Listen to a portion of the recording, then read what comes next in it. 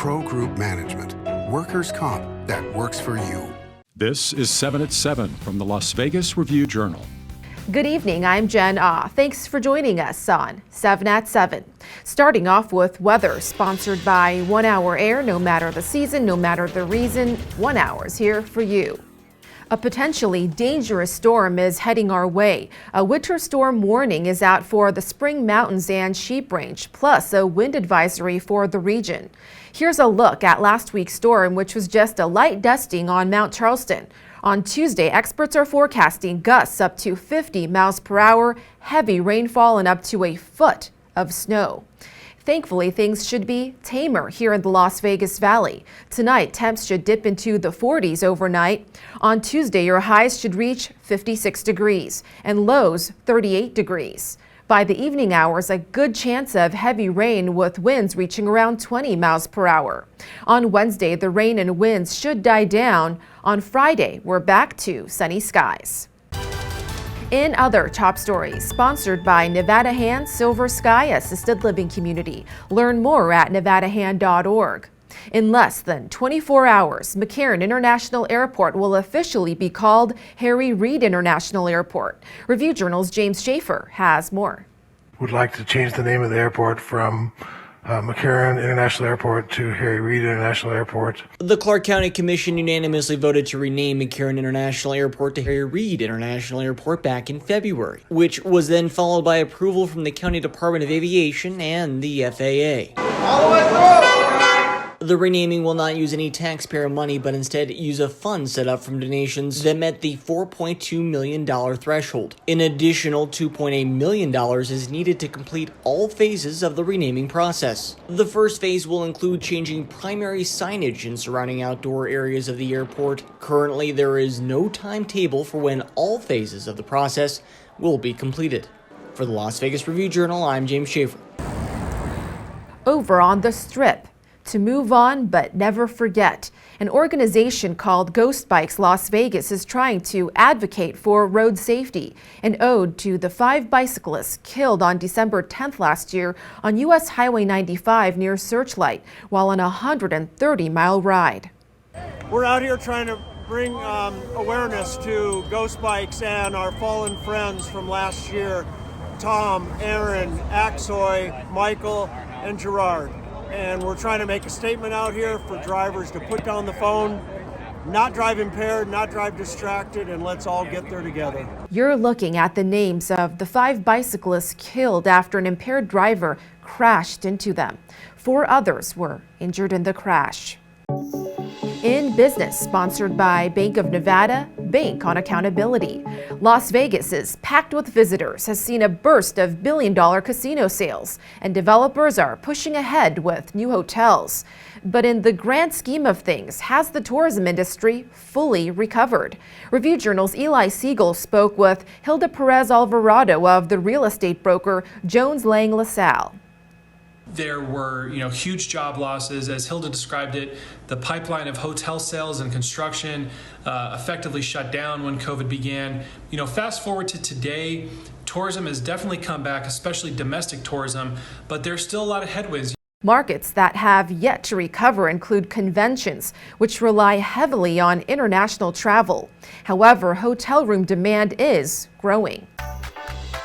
In entertainment, sponsored by DiscoverNevada.com, brought to you by Travel Nevada. The home of Kiss's Gene Simmons is now going for more than $1 million less, slashed from almost $15 million to $13.5 million. The 6-bedroom home in Henderson's Ascaya community features an elevator, theater, and floor-to-ceiling windows.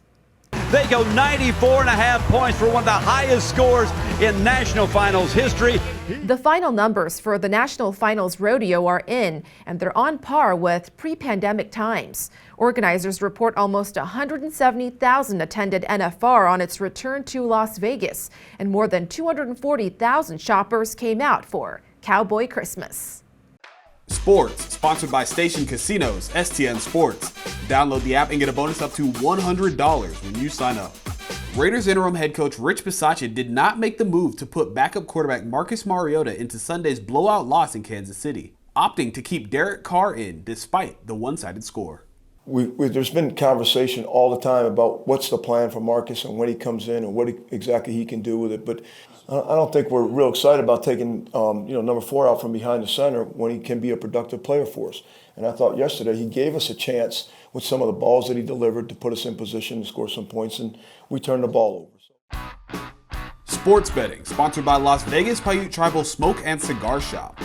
The Kansas City Chiefs are the consensus favorites to win the Super Bowl after routing the Raiders 48-9 on Sunday for their 6th straight win and 4th consecutive cover. The Chiefs are 5-1 favorites at Circa Sports, plus 450 favorites at the Westgate Superbook and the South Point, and 4-1 favorites at Boyd Gaming. Defending Super Bowl champion Tampa Bay is the plus 425 favorite at BetMGM, followed by Kansas City at plus 550. The Buccaneers are the plus 550 second choice at Circa, South Point, and the Superbook. In Health, sponsored by 4M Dental. Love your smile again. The latest COVID metrics paint a mixed picture with some numbers trending up, but others going down. Clark County recorded more than 1,100 new cases and 11 deaths over the past 3 days, both below the 2-week moving average. But the test positivity rate is up at 7.6%. And one of Nevada's neighbors is dealing with its first case of the Omicron variant. Idaho health officials say the variant was confirmed from a fully vaccinated resident with mild symptoms. In Lifestyle, sponsored by Glittering Lights at Las Vegas Motor Speedway. He's only 15, but said to earn a bachelor's degree with honors from UNLV, possibly the youngest student to graduate there. Review Journal's Renee Summerhour introduces us to Jack Rico. Renee?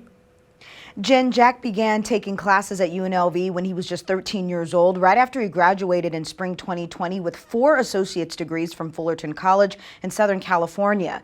With a 4.0 GPA, he was the youngest graduate in that school's history. Jack lives in Huntington Beach, California when he's not in Las Vegas. He's graduating with a 3.78 GPA and a degree in history.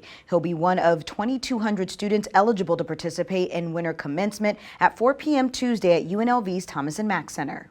So when I talked with Jack Rico last week, he used the word euphoric to describe how he's feeling about graduation. And he said he's particularly excited because this will be the first time he's ever participated in any kind of graduation ceremony. So what's next for the teenager? Well, he wants to earn a master's degree, but not in the field of history.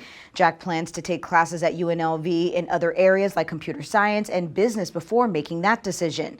For more on Jack's story through some of his struggles and his homeschooling journey, log on to lvrj.com. Jen? Thank you for watching 7 at 7. If you have a Roku device, just search Review Journal to download our channel. Watch Las Vegas breaking news streaming live on your OTT device. We'll see you back here tomorrow for more 7 at 7. Review Journal Studio, sponsored by Adam Kuttner. Get the maximum settlement as quickly as possible. This 7 at 7 update, sponsored by Pro Group Management. You're watching 7 at 7 from the Las Vegas Review Journal.